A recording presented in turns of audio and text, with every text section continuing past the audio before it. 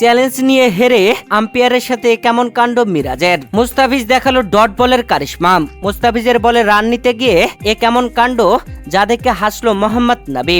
আফগানিস্তানের বিপক্ষে প্রথম ওয়ানডে হারলেও দ্বিতীয় ওয়ানডে ম্যাচে মাঠে নেমে বাংলাদেশের বোলিং দাপট। আফগানিস্তান টসে জিতে আগে ব্যাটিং করতে নেমেই শুরুতে উইকেট হারায় রহমানুল্লাহ গুরবাজের। দলীয় পঞ্চম ওভারে তানজিম হাসান সাকিবের পঞ্চম বলে ক্যাচ আউট হয়ে প্যাভিলিয়নে ফেরেন রহমানুল্লাহ গুরবাজ 11 রান করেই। সীমানার কাছে ক্যাচ ধরেছিলেন জাকের আলী অনেক। তবে আরেক ওপেনার ইব্রাহিম জাদরান এক প্রান্ত আগলে রেখে দারুণ ব্যাটিং ইনিংস করলেন।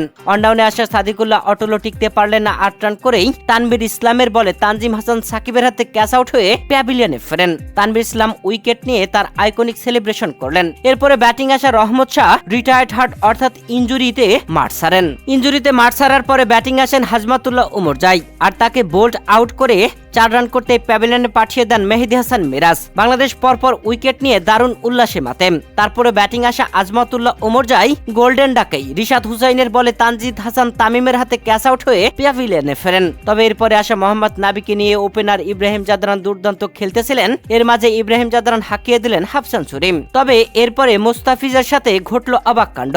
তার আগে দলীয় 27তম ওভারে রিশাদ হুসাইনের পঞ্চম বল খেলতে গিয়ে এলবির ফাঁদে পড়েন ইব্রাহিম জাদরান। জোরালো আবেদন, আম্পায়ার দিলেন না সারা। এরপরে অধিনায়ক মেহেদী হাসান মিরাজ নিলেন রিভিউ। আর এরপরে টিভি রিপ্লেতে দেখা যায় স্টাম্পে লাগলেও অল্প পরিমাণে বলের টাচ ছিল স্টাম্পের সাথে, তাই তো আম্পায়ার্স কল থাকায় নট আউট দেন আম্পায়ার। এ সময় আম্পায়ার যখন নট আউট দিবেন তখনই মেহেদী হাসান মিরাজ আম্পায়ারের সাথে কথা বলেন, কিছু একটা বলেন। এরপরে আম্পায়ার মাথা নাড়িয়ে ইঙ্গিতে বলেন এটা ইজি নট আউট। এরপরে দলীয় 28তম ওভারে ঘটল অবাক কাণ্ড।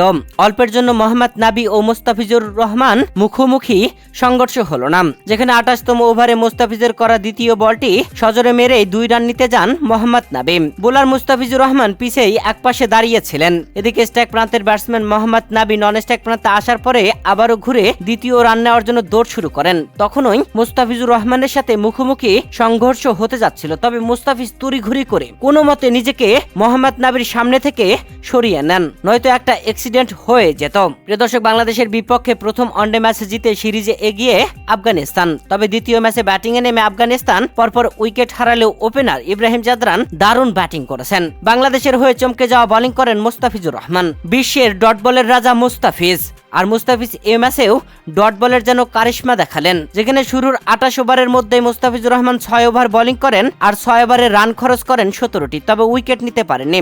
বাংলাদেশের হয়ে তানজিম হাসান সাকিব আফগানিস্তানের শুরুর 5 উইকেটের 2 উইকেট তুলে নিয়েছেন। মেহেদী হাসান মিরাজ নিয়েছেন 1টি আর তানভীর ইসলাম 1টি, রিশাদ হুসাইন নিয়েছেন 1টি।